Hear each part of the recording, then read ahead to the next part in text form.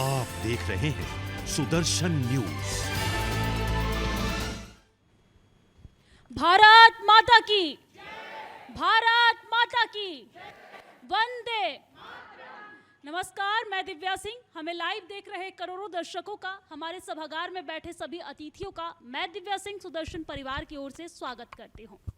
जैसा कि आप सभी को मालूम है कि सुदर्शन न्यूज हर वर्ष 9 अगस्त से यानी कि क्रांति दिवस के मौके से 15 अगस्त तक यानी कि स्वतंत्रता दिवस तक यहाँ पर स्वतंत्रता महोत्सव सप्ताह का आयोजन करता है। और हर वर्ष की तरह इस वर्ष भी हम इस कार्यक्रम का आयोजन करते हैं, जिसमें राष्ट्रीय सुदर्शन व्याख्यान माला का हम आयोजन करते हैं। और इसमें हमारे साथ देश दुनिया की तमाम हस्तियां हमारे साथ हमारे स्टूडियो में मौजूद होते हैं और अपने सुविचारों से हमें अभिभूत करते हैं। आज का ये दिन बेहद खास है। ये दिन इसलिए बेहद खास है क्योंकि आज हमें अपने विचारों से अभिभूत करने के लिए, अपने सुविचारों को हमारे बीच रखने के लिए कोई और नहीं बल्कि सुदर्शन परिवार के मुखिया डॉक्टर सुरेश चौहान के जी मौजूद हैं। जोरदार ताली के साथ डॉक्टर सुरेश चौहान के जी का स्वागत कीजिए। आज का विषय है जनसंख्या असंतुलन का भयावह सच। जिस तरीके से जनसंख्या असंतुलन है उसका भयावह सच क्या है, इस पर अपने विचार को प्रकट करने के लिए हमारे बीच डॉक्टर सुरेश चौहान के जी, जो हमारे परिवार के मुखिया हैं, सुदर्शन न्यूज के प्रधान संपादक हैं, वो अपने सुविचार को हमारे बीच रखेंगे। जोरदार तालियों के साथ सर।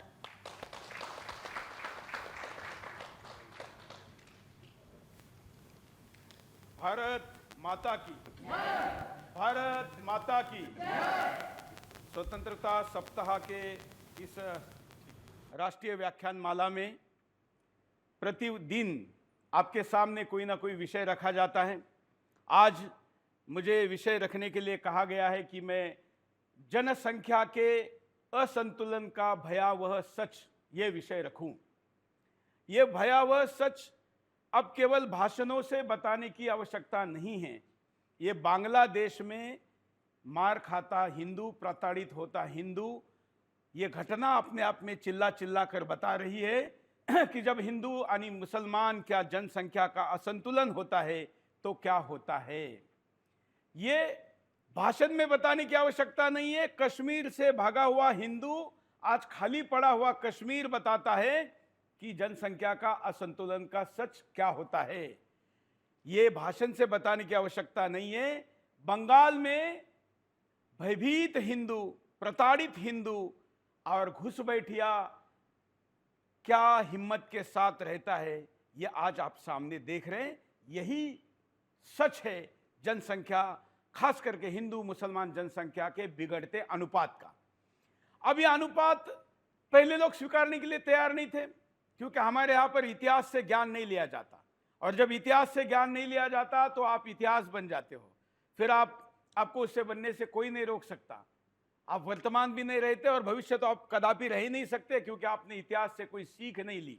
और इसलिए इतिहास तो यही बताता है कि जनसंख्या जहां जहां पर जिसकी जिसकी समाप्त हुई, क्योंकि खास करके डेमोक्रेसी नाम का जो तंत्र अभी हम भारत में चला रहे या दुनिया के अधिकतर देशों में जो डेमोक्रेसी चल रही है, लोकतंत्र चल रहा है, लोकशाही मराठी में कहते हुए चल रही है, इसमें सर गिने जाते हैं। उस सर के अंदर कितना ज्ञान है ये गिना नहीं जाता। इसमें शरीर गिने जाते हैं, उस शरीर के अंदर हृदय है, उस हृदय में गद्दारी है, बेईमानी है, देशभक्ति है, ये गिना नहीं जाता, देखा नहीं जाता। देखिए, इस समय जनसंख्या अनुपात जहां जहां बिगड़ा है वो सारे ही देश समस्या में है। वो चाहे यूरोप हो, चाहे अब अमेरिका वाले भी इस विषय पर बोलने लगे हैं और खुलकर, जो अभी जिसको पहले ट्विटर कहते थे अभी एक्स कहते हैं, दुनिया का सबसे बड़ा अमीर उद्योगपति एलन मस्क, वो इस विषय पर बोल रहा है। वहां का पॉलिटिकल इलेक्शन, अमेरिका का 2024 का जो इलेक्शन हो रहा है, वो इलेक्शन ही इस विषय पर हो रहा है कि ये कमला हैरिस की जो पार्टी है, ये ज्यादा से ज्यादा इमिग्रेंट्स, जो इलीगल इमिग्रेंट्स है या जो आ चुके हैं उस देश में, उनको वहां का अधिकृत नागरिक बनाएगी। और ट्रंप ये कह रहे हैं कि हमारे देश में जो आ चुका है उसको लात मारकर भगा देंगे और किसी को आने नहीं देंगे। किसकी बात बता रहा हूं मैं? अमेरिका की। दुर्भाग्य से भारत में अमेरिका से ज्यादा खतरनाक स्थिति है, लेकिन यहां के चुनाव का मुद्दा ये नहीं है, क्योंकि यहां के लोगों के दिमाग में सेकुलरिज्म का जो भूत भराया हुआ है और जो भाईचारे की खीर खिलाई गई है, उससे जो खून गंदा हुआ है, वो ना शौर्य मन में लाने देता है, ना सामर्थ्य लाने देता है, ना वो किसी प्रकार का कोई उपाय करने देता है। सोचिए, इस समय अगर कोई देश सुरक्षित है और वहां जनसंख्या के अनुपात का कोई भय नहीं है, तो वो केवल मुस्लिम देश है। क्यों? क्योंकि वहां पर आप 40 साल भी रहेंगे तो भी आपको नागरिकता नहीं मिलेगी। खाड़ी देशों में, ये जो खाड़ी देश है, सारे मुस्लिम कंट्रीज है, वो कुछ भिखारी कंट्री छोड़ दे तो ये जो खास करके खाड़ी देशों के जो मुस्लिम कंट्रीज है, वहां पर अगर आप जीवन भर भी रहे, अगली पीढ़ी भी रहे, तो नागरिकता मिलती है क्या? नहीं मिलती। आप वोटर बनते हैं क्या? नहीं। कौन बादशाह होगा वो यहां की जनता तय करती है क्या? नहीं।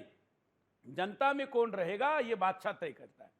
तो वहां इसलिए भय नहीं है क्योंकि वहां पर आप मालिक बनने नहीं जा रहे। वोटर बनने के बाद तो आप मालिक बनते हैं, लेकिन खाड़ी देशों में आप नौकर रहते हैं। कितना भी पैसा कमाओ, जिस दिन आपको कहा जाएगा कि ये देश आपको 24 घंटे में छोड़ना है, उस समय आपको सब कुछ छोड़कर भागकर आना पड़ता है। कतर जैसा देश जहां लोग अपने आप को मॉडरेट कहने की बात करते हैं, अभी अभी कुछ हिंदुस्तानी लोगों को उसने कहा कि आपको 24 घंटे में कतर छोड़ना है। उनकी 2-2 करोड़ रुपए की गाड़ी 20-20 लाख जितने में जो लेगा, क्योंकि ऐसे व्यक्ति से लेने वाला भी तो मोल भाव का समय कहाँ है, और उसका भय है। उनकी बड़ी बड़ी प्रॉपर्टियां जो बिका वो बिका, बाकी वहां छोड़कर एयरपोर्ट के पार्किंग में गाड़ी छोड़ दी, गाड़ी में बैठ गए, भारत आ गए, वापस जा नहीं सकते। ये उन देशों की स्थिति है। और हमारे यहाँ पर जनसंख्या के असंतुलन का राक्षस आज भी हम समझ नहीं पा रहे। आज भी हम जिस भारत के नक्शे पर हैं, मेरे पीछे जो भारत माता है और भारत का नक्शा जो हम देखते हैं, ये केवल 33% हमारे पास है। ईरान से लेकर इंडोनेशिया तक का हिंदुस्तान हम खो गए, वो केवल जनसंख्या के कारण खो गए। और आज जो पॉलिटिकल मैप है, राजनयिक नक्शा जिसको बोलते हैं, भारत का जो गूगल करने पे आपके मोबाइल पर आता है, उसमें भी 33% हिस्से में हिंदू अल्पसंख्यक हो चुका है। मतलब क्या हुआ है? जनसंख्या के असंतुलन का शिकार हो चुका है, घट रहा है। अब ये जनसंख्या असंतुलन का भयावह स्थिति है, लेकिन ये आती कैसे है? ये आती है, जो बहुसंख्यक समाज है वो जब बच्चे पैदा कम करना शुरू कर देता है। पहले हिंदुओं में आशीर्वाद दिया जाता था महिला को, अष्टपुत्र सौभाग्यवती भव। अभी तो कई लोगों ने सुना भी नहीं होगा, महिलाओं ने भी, लेकिन अगर घर में बुजुर्ग महिला होगी तो जरूर सुना होगा कि पहला ऐसा दिया जाता था, लेकिन अब नहीं दिया जाता है। अब हिंदू ने तो हम दो हमारे दो का जो नारा था, ये कानून नहीं था, ये क्या था? नारा था।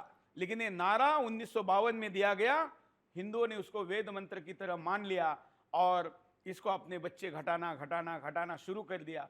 फिर हमारे अंदर एक पश्चिमी सोच, भौतिकवाद, व्यक्तिगत करियर, निजी स्वार्थ, ये इतना ज्यादा भरा गया कि हमें अपना समाज, अपना संपत्ति, अपना देश, अपनी संस्कृति, इसका विचार ही नहीं किया कि अगर हम घटेंगे तो क्या होगा, इसका विचार ही नहीं किया। बल्कि इसको ज्यादा प्रतिष्ठा देने का प्रयास किया गया कि अरे देखो इसके तो 2 ही बच्चे हैं। अब क्या प्रतिष्ठा दे रहे हैं? देखो इसका तो 1 ही बच्चा है, देते हैं ना, वो भी अपने आप को बड़ा मॉडरेट कह, अरे 1 ही बच्चा पर्याप्त है, लड़का हो लड़की हो 1 ही पर्याप्त है।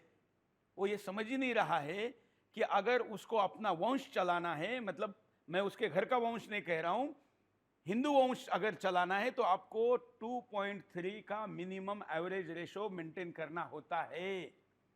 मतलब अगर कोई 2 पैदा करेगा तो किसी ने 3 पैदा करेंगे तो हिंदू बचेंगे, मेंटेन रहेंगे।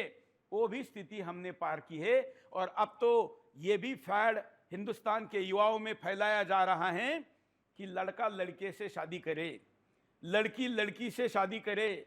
और हमारे देश का मूर्ख कोर्ट, मैं बड़ा ही जिम्मेवारी के साथ शब्द प्रयोग कर रहा हूं, हो सकता है इससे कारण मेरे ऊपर कार्रवाई हो तो हो, लेकिन जिसको धर्मशास्त्र का, समाजशास्त्र का कोई ज्ञान नहीं है, वो उसका निर्णय करने का क्षेत्र नहीं है, लेकिन उसमें अतिरेक करके कहता है कि हाँ लड़का लड़के से, लड़की लड़की से शादी कर सकता है।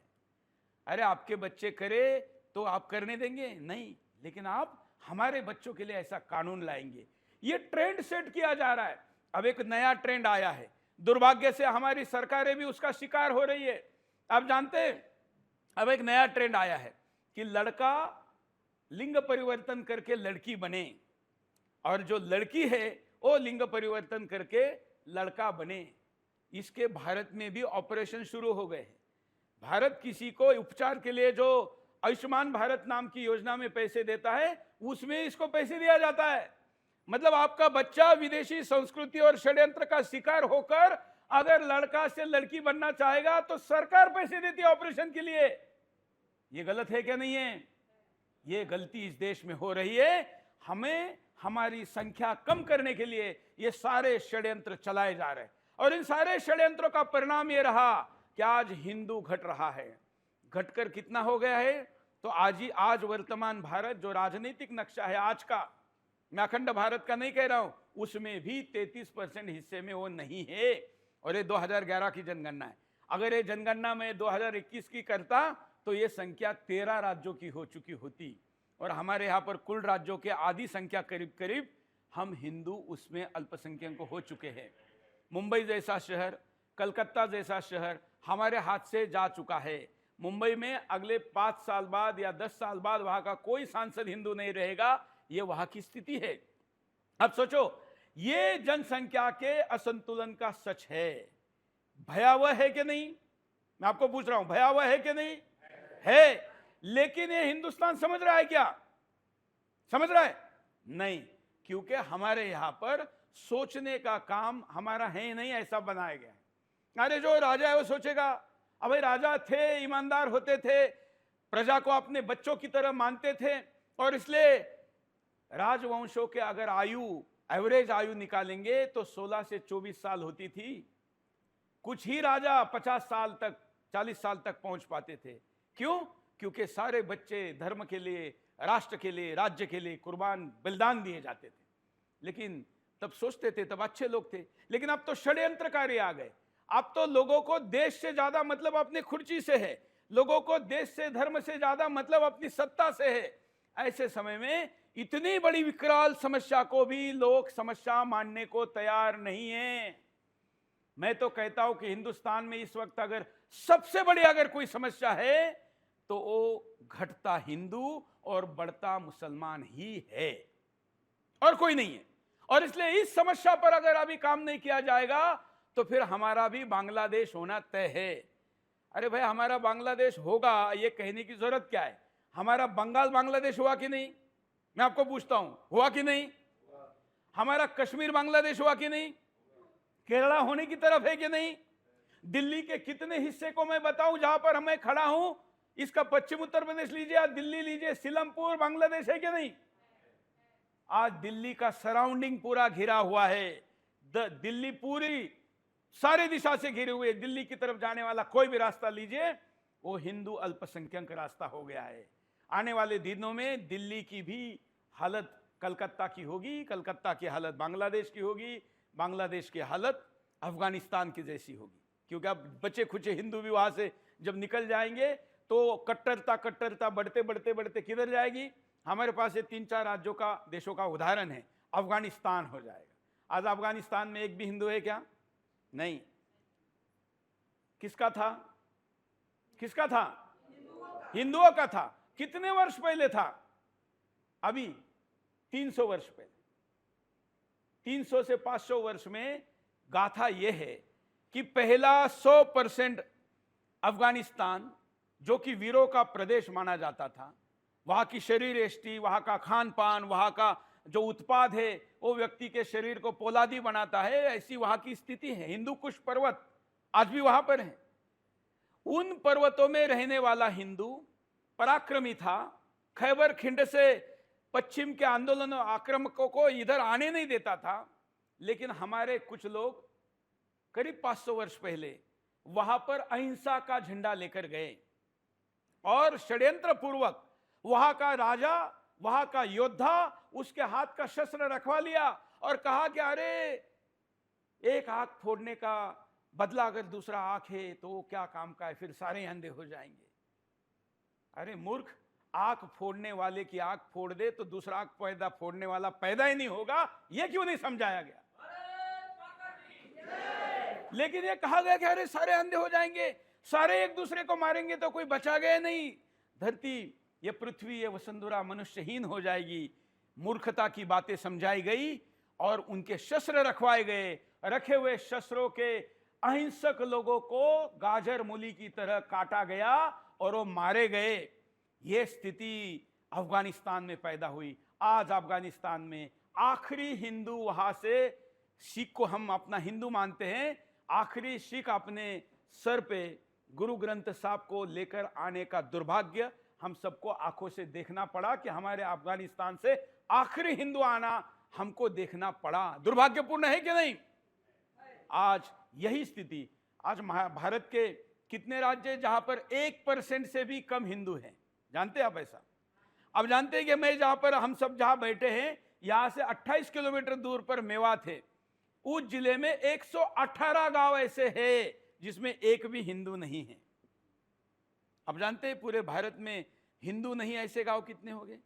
अभी हम महाराष्ट्र में एक आंदोलन चालू करने जा रहे हैं, उसका स्टडी करें तो अभी तक हमारे हाथ में लिस्ट आ चुकी है कि 100 गांव की लिस्ट हमारे पास आ चुकी है जिनमें एक भी हिंदू नहीं है। ये बांग्लादेश, अफगानिस्तान है कि नहीं? ये स्थिति हमारे यहां पर पहुंची है, लेकिन हम इस समस्या को समझने के लिए तैयार नहीं है, इसलिए हम इसका उपाय नहीं कर पा रहे। और अगर इसका उपाय नहीं किया तो हमारा समाप्त होना तय है, लेकिन हम इसको होने नहीं देंगे, किसी कीमत पर नहीं होने देंगे। यह विश्वास मैं सुदर्शन के मीडिया मंदिर में खड़ा होकर व्यक्त करता हूं, क्योंकि मरेंगे, मिटने की तैयारी रखेंगे, लेकिन मिटेंगे नहीं, मिटाने वाले को मिटाकर रहेंगे। यह हमारा इतिहास है।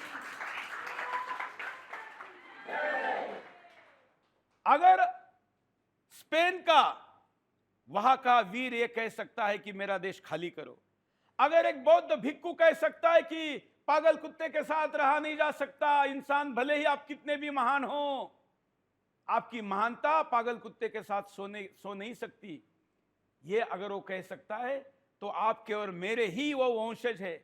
जहां ये आतताइयों की आंधी पूरे विश्व को निगल लिया इन्होंने, लेकिन हिंदुस्तान का अभी भी कुछ हिस्सा बचा है, पूरा नहीं निकला है, क्योंकि आपके और मेरे पूर्वज पराक्रमी थे, उन्होंने आज हमको पराक्रमी बना के रखा हुआ है और हम ये युद्ध लड़ेंगे और जीतेंगे भी। और अगर ये युद्ध लड़ना है तो फिर आपको ये युद्ध भी उसी शैली से लड़ना होगा कि शिवाजी महाराज होते तो क्या करते। मैं आपको बताऊं, आज हम जिस वर्ष में ये बात कर रहे हैं, इसको 317 वर्ष पहले महाराष्ट्र में औरंगजेब मारा गया। 27 साल वहां पर दौड़ता रहा, लेकिन कुछ नहीं कर पाया। फाइनली तारा रानी के नेतृत्व में औरंगजेब मारा गया। 75% औरंगजेब के समर्थकों ने महाराष्ट्र छोड़ा। कितने? 75%। तो ये छोड़ सकते हैं, आतताई भागते हैं, जैसे स्पेन में 500 वर्ष पहले भागे, म्यांमार में अभी अभी 12-13 वर्ष पहले भागे कि नहीं भगाए। 317 वर्ष पहले महाराष्ट्र का उदाहरण है। इतिहास में खोजेंगे तो और भी कई राजाओं के राज्य के उदाहरण निकलेंगे कि वहां से मलेच्छ को भगाया गया था। आज हिंदू दुर्भाग्य से अपने बच्चे बढ़ा नहीं सकता, इसका खामियाजा आने वाले दिनों में उसको पता चलेगा, लेकिन तब तक तो देर हो चुकी होगी। लेकिन इस देश में अगर कोई अपने बच्चे बढ़ाकर लड़ के लिया पाकिस्तान और हंस के लिया हिंदुस्तान कहते हुए हिंदुस्तान पर कब्जा का इरादा रखते हैं, तो उस इरादे को हम यशस्वी होने नहीं देंगे। अब वो कैसे नहीं देंगे? तो उसके लिए 2 उपाय है। पहला उपाय है जनसंख्या नियंत्रण कानून लाना। मैं बड़े निराशा के साथ कहता हूं कि मोदी सरकार ने 11 वर्षों में यह कानून नहीं लाया। यह उनकी ऐतिहासिक गलती साबित होगी और इस गलती के लिए उनको भी और हम सबको भी इतिहास माफ नहीं करेगा। जो बच्चे पैदा होते हैं वो भगवान का रूप तभी तक है जब वो भगवान के लिए आते हैं। अगर वो शैतान बनाने के कारखाने में पैदा हो रहे हैं तो मानवता के दुश्मन हैं, ये हमको समझना होगा। लेकिन दुर्भाग्य से हम समझ नहीं रहे हैं और हम अंतर्राष्ट्रीय दबाव और न जाने गांधी बाबा की 3 बंदर बनकर इन चीजों को समझ नहीं रहे। अब कानून तो नहीं आया, अब कानून लाना हमारे हाथ में नहीं है, लेकिन जो हिंदू अपने परिवार के लिए, आज एक वीडियो देख रहा था मैं, बड़ा ही खतरनाक वीडियो है। मैं सुदर्शन पर इसको पहले भी दिखा चुका हूं। एक साधु है और ये वीडियो संभवतः महाकाल उसमें बोल रहे हैं, तो इसका मतलब ये उज्जैन का वीडियो है। और इस वीडियो में वो जो साधु बोलते हुए जा रहा है, वो आक्रोश, मेरे मन का जो आक्रोश है वही आक्रोश वो अलग भाषा में यहाँ पर बता रहा है। जरा ये कैमरा इधर करना, मैं इसमें दिखाता हूँ, क्योंकि मैं स्पॉन्टेनियस इसको दिखा रहा हूँ। ये पहले तय नहीं था कि मैं दिखा पाऊंगा।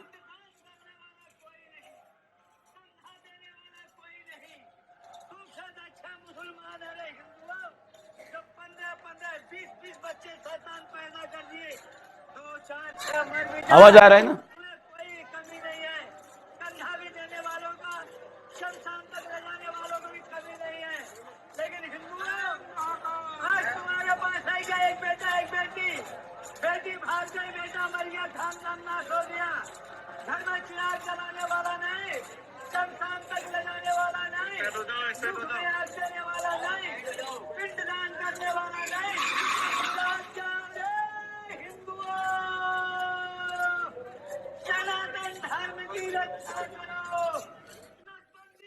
है कि नहीं जागने वाली स्थिति? मेरा पूरा भाषण इस साधु ने 10 सेकंड में बोल दिया। अब ये जाग जाओ कह के भी जाग नहीं रहा है, क्योंकि वो नशा में है। जो सच में सोया है उसको जगाना संभव है, लेकिन जो सोने का नाटक करता है उसको जगाना संभव नहीं है। ये जो स्थिति है आज, ये जो साधु बोल रहे कि स्मशान तक लेके जाने वाला कोई नहीं रहेगा, है ना? देखे ना आपने ऐसी डेड बॉडी, आज भी देख रहे। घर के अंदर बड़े बड़े मकान बनाए, 2 ही बच्चे चाहिए, बड़े उसको सॉफ्टवेयर इंजीनियर बना दिया। आज वो विदेश में बैठकर लाखों रुपए कमा रहा है, लेकिन जब मर जाते हो तो घर के अंदर कोई मरा है, जब तक वो सड़ती नहीं डेड बॉडी और बाहर बदबू नहीं आती, तब तक पड़ोसी को भी पता नहीं चलता। ये जीवन अच्छा है, लेकिन आज लाखों लोगों के नसीब में है, क्योंकि बच्चा ही नहीं है। जो है एक, वो उधर चला गया है। और आजकल तो युवाओं को आने वाले हार्ट अटैक देखकर कई युवा पिताओं को यह दुर्भाग्य पैदा होगा कि युवा बच्चे जाएंगे तो उनका क्या होगा। अरे अपना सोचो, देश का तो उसके बाद है ना, लेकिन अपना भी नहीं सोच पा रहा है, क्योंकि व्यक्तिगत उसका दिमाग, विचार करने का जो सिस्टम है, उसके ऊपर राज करने वाला कोई दूसरा है। उसको नियंत्रित किया जा रहा है सोशल मीडिया के माध्यम से, मीडिया के माध्यम से, बॉलीवुड के माध्यम से, पुस्तकों के माध्यम से, साहित्यकों के माध्यम से, यहां तक कि जोक के माध्यम से भी आपकी विचार करने की प्रक्रिया के ऊपर कोई दूसरा राज कर रहा है। नहीं तो सोचिए ना, खुद खाई में गिरना तय है, दिख रहा है, और फिर भी आदमी अगर जग नहीं रहा है तो इसका मतलब उसका दिमाग का नियंत्रण किसी और के पास है। यही आप कहेंगे ना? यही कहेंगे ना? नहीं तो कोई चींटी भी होती है, उसको अगर ध्यान में आता है कि यहाँ अभी जमीन समाप्त हो रही है, पानी आया, इसमें अगर मैं जाऊंगी तो मर जाऊंगी, तो चींटी जैसा छोटा सा प्राणी भी अपने आप को बचाने के लिए पीछे मुड़ जाता है या अलग रास्ता पकड़ लेता है। लेकिन हिंदू, चींटी में जितना दिमाग है उसका उतना दिमाग भी उसके पास बचा नहीं है, और इसलिए वो अब समाप्ति की तरफ है। कारण है उसके विचार करने की क्षमता पर दूसरा राज कर रहा है। और वैसे भी पूरी दुनिया के तंत्र को, सोचने के तंत्र को, विचार करने की प्रक्रिया पर नियंत्रण करने का काम बिल गेट्स और ऐसे लोग ऑलरेडी कर रहे हैं। मैं नाम लेकर कहता हूं, आपको पता है कि सुरेश चौहान के नाम लेने से डरता नहीं है। अगर आज नाम नहीं लूंगा तो कल हम सब समाप्त हो जाएंगे, शत्रु का परिचय नहीं होगा। बिल गेट्स के साथ भले ही देश के बड़े बड़े मंत्री, मुख्यमंत्री फोटो खिंचवा रहे हो, लेकिन बिल गेट्स के पीछे का तंत्र मानवता का दुश्मन है। यह मैं आज स्वतंत्रता सप्ताह में बोल रहा हूं। ये सारी जो चीजें चल रही है ना, ये लड़का लड़की बनाने से लेकर ये सारी चीजें, ये वैक्सीन के पीछे का, कुछ वैक्सीन अच्छी हो सकती है लेकिन कुछ का षड्यंत्र पूर्वक उपयोग किया जा सकता है। ये क्यों नहीं हम बोलते? भाई बंदूक का उपयोग कोई सैनिक भी कर सकता है, और बंदूक का उपयोग कोई आतंकवादी भी करता है ना। तो क्या इस तकनीक का उपयोग, बायोलॉजिकल वेपन का उपयोग कोई दुश्मन भी कर सकता है? या हम क्यों मानने के लिए तैयार नहीं है? लेकिन आज ये वन वर्ल्ड वाली सिस्टम हम सब पर राज करने के लिए आगे है, और हम मूर्ख, हमारे मूर्ख हिंदू, कायर हिंदू, नपुंसक हिंदू ये समझने के लिए तैयार नहीं है। लेकिन मुझे आशा है इसमें आज भी कुछ प्रतिशत हिंदू शौर्यवान हैं। अगर वो तय कर लेते हैं, और कुछ जो मूर्ख है या सोए हुए हैं उनका खून शौर्य के पराक्रम करने वाले पूर्वजों का है। अगर वो जाग जाता है तो हिंदुस्तान बच सकता है, ये मेरा विश्वास है। और इसलिए उस विश्वास के साथ आज का ये सत्र मैं आपके सामने रख रहा हूं। और अभी आपको प्रश्नोत्तर का समय देता हूं इस बात के साथ कि उपाय है कि नहीं। केवल समस्या है नहीं, उपाय है। केवल भाषण या केवल सपना या केवल हमारे पूर्वज ऐसे थे इसलिए हम कर पाएंगे, ऐसा नहीं। एक बड़ी योजना लेकर आपके पास आया हूं। आज नहीं बता रहा हूं क्योंकि समय के पहले अगर हमने 1857 का युद्ध शुरू नहीं किया होता तो 1857 में हम स्वतंत्र हो जाते। भावनाओं में बह के नहीं चलेगा। एक बड़ी योजना बना रहा हूं, उसमें जो सहभागिता करना चाहता है हमारे साथ जुड़िए। उस आंदोलन को महाराष्ट्र से शुरू करने जा रहे हैं और जनता आंदोलन चलाएगी। कोई नेता उसमें नहीं रहेगा और ये वहां की सोसाइटी इस आंदोलन को चलाएंगी। वहां की यशस्विता के बाद उसको देश के अन्य हिस्सों में लेकर जाएंगे और ये आंदोलन होगा हिंदुस्तान के घुसपैठियों को भारत से बाहर निकालने का। और ये असंतुलन का 25% का काम अकेला घुसपैठियों को बाहर निकालने से होगा। कितना परसेंट? 25%। और इसलिए इस आंदोलन में आप लोग जुड़िए। बड़ी तैयारियां चल रही है। 14-15 तारीख को महाराष्ट्र में इसका प्रशिक्षण है। उसके बाद महाराष्ट्र की सिविल सोसाइटी एक बड़ी घोषणा करेगी और उसके बाद ये आंदोलन पूरा आगे जाएगा। मैं सही समय पर आपके सामने आकर इन मुद्दों को बताते रहूंगा। लेकिन जनसंख्या असंतुलन का भयावह सच ये मैंने आपके सामने रखा। इससे आप कितने लोग सहमत है? हाथ उठाकर बताइए। बच्चे भी सहमत है ना? धन्यवाद। इन बच्चों को विश्व की शांति, विश्व का कल्याण सिखाया जाता है। लेकिन इन्हीं एज के बच्चों को दूसरी जगह पर क्या सिखाया जाता है? ठीक है ना? तो इनको ये सिखा रहे, अच्छी बात है। लेकिन वहां इन बच्चों को खत्म करने की अगर योजना बन रही है तो उसको रोकना भी हमारा काम है। कोई प्रश्न है? माइक दीजिए, जल्दी जल्दी लेते हैं, उसके बाद समाप्त करेंगे। लेकिन आज मैंने आपके सामने स्वतंत्रता सप्ताह के निमित्त ये जो विषय रखा। हाँ,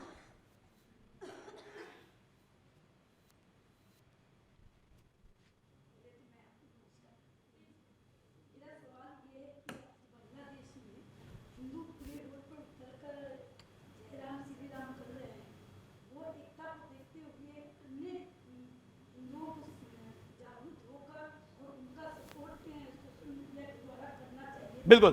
बांग्लादेश का जो हिंदू मार खाने के बाद और इतना बड़ा वहाँ पर नरसंहार होने के बाद थोड़े बार संख्या में उतर रहा है, तो ये निश्चित और प्रशंसनीय चीज़ है और इसका हम उनका समर्थन करते हैं और हम सब ताली बजाकर उनका धन्यवाद भी करते हैं कि वो सड़क पर उतरे हैं। लेकिन एक ध्यान रखना कि जिस संख्या में वो वहाँ है उस संख्या में वो कभी आंदोलन तो करेंगे। लेकिन आप जानते हैं हमारे साथ एक बांग्लादेश से हिंदू जुड़ा था, उसने कहा कि भारत में अगर बांग्लादेशी टीम हारती है तो भी हम पीटे जाते हैं, अगर जीतती है तो खुशी में पीटे जाते हैं। मतलब हर चीज में हमारा ही मारना वहां तय है। अगर बांग्लादेश के हिंदुओं को बचाना है तो बांग्लादेश को काटकर अलग हिंदू देश बनाना ही एकमात्र उपाय है। वो एकत्र आकर वहां पर जो मांग कर रहे हैं कि बंगाल में ही हम रहेंगे, इस वक्त उन्होंने हिंदू देश की मांग करनी चाहिए, ऐसी मैं सलाह उनको देता हूं। ये कैसे वर्केबल है, कल मैंने बिंदास बोल इसका किया हुआ है।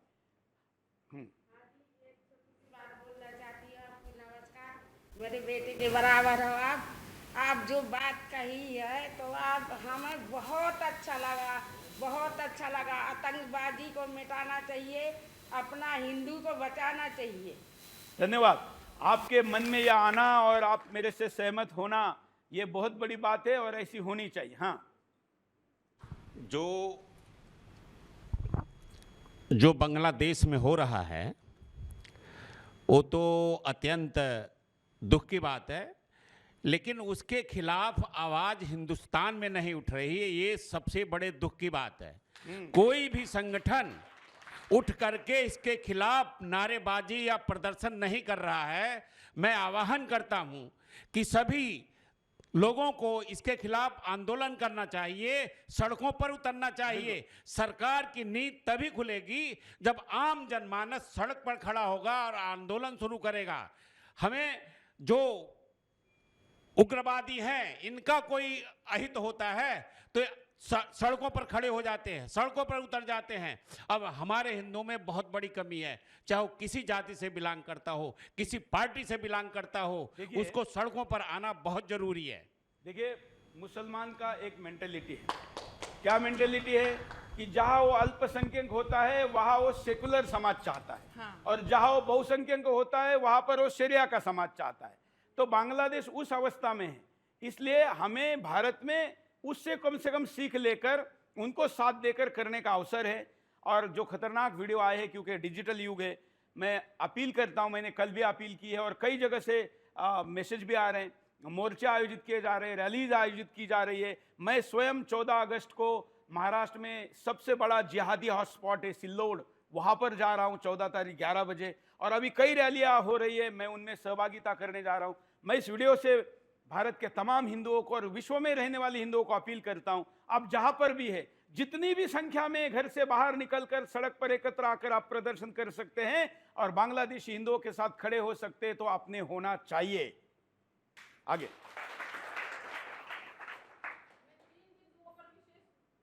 सबका ध्यान आकर्षित करना चाहूंगी। नंबर 1, जैसा कि अभी चौहान सर ने हम सब लोगों के सामने एक बात रखी कि किसी महानुभाव ने हम लोगों को बताया कि लड़के की लड़के के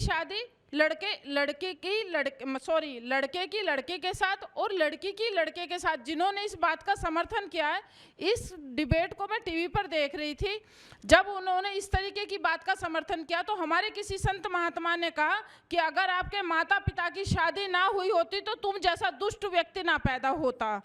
ये दुष्टता करने वाले जिन माता पिताओं ने उस दुष्ट को पैदा किया, वो ही इस चीज का समर्थन कर रहा है, जो कि बिल्कुल समाज के लिए एक गलत विचारधारा है, एक गलत चीज है। और इस विचारधारा का समर्थन हमारे छोटे छोटे बच्चे भी कर रहे हैं। हमारी कुछ कहने चाहिए उन्हें क्या कहना चाहिए, अपाहिज मानसिकता के लोग, जो अपाहिज मानसिकता के लोग हैं, वो इस बात का समर्थन कर रहे हैं। और एक छोटा सा बिंदु ये है कि हम सब हिंदू परिवार को, हम हिंदू राष्ट्र तो जब बनाएंगे जब हम हिंदू परिवार बना लेंगे। हमें पहले हिंदू परिवार बनाना चाहिए, हमें अपनी माता बहनों का ध्यान रखना चाहिए। वो जिहादी कैसे आकर्षित कर लेते हैं मेरी समझ में ये नहीं आता। हमारी बहनें जिहादियों की ओर क्यों आकर्षित हो जाती हैं, क्यों सूटकेस में बुक हो जाती हैं, वो क्यों उसमें बंद हो जाती हैं। सभी मेरे हिंदू भाइयों का मैं यहाँ से आह्वान करती हूँ कि वो ध्यान रखें इस चीज का। और कोई बोलना चाहता?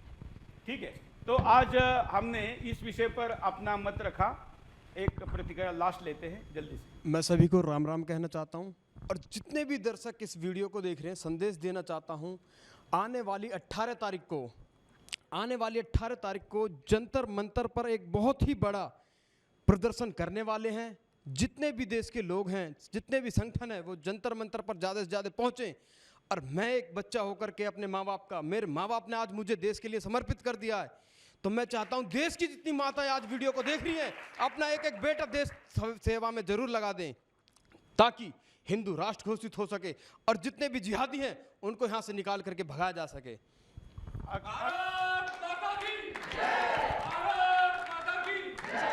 और अब एक्स्ट्रा जो 2 के बाद का बच्चा पैदा करेगा, उसका सारा खर्चा सुरेश चौहान के लेने के लिए तैयार है। अगर आपका तीसरा, चौथा, 5वां बच्चा आप अपने घर में नहीं रख सकते तो मेरे घर में दीजिए, अपने बच्चों की तरह उसको रखूंगा। यह अभियान लाना होगा। मैंने ऐसे बड़े बड़े आश्रम तैयार करवा लिए हैं, उनका मन बना लिया है साधुओं का, उनसे घोषणा करवा रहा हूं। अभी मैंने मथुरा में ये घोषणा करवाई एक बड़े संत से, जो हजारों बच्चे पाल सकते हैं। अब ये धीरे धीरे प्रैक्टिकल की तरफ जाएगा, लेकिन ये करना होगा। हम यहाँ पर रुकते हैं। मैंने आपके सामने विषय रखा, जनसंख्या असंतुलन का भयावह सच। आशा है कि जो भी इस वीडियो को देखेगा, मैं कभी शेयर करो वगैरह नहीं कहता, लेकिन आपके भविष्य के लिए ये करो। इस आंदोलन में अगर समय देना चाहते हो तो हमको संपर्क करो। हमारे सारे कॉन्टैक्ट डिटेल आप लोगों के पास है। जो समय दान देगा, मैं विश्वास दिलाता हूं आपके समय के हर पल का। और उस काम के लिए अपने बहाए हुए पसीने के हर बूंद का उपयोग हम इस देश को बचाने और आगे बढ़ाने के लिए करेंगे। जय श्री राम।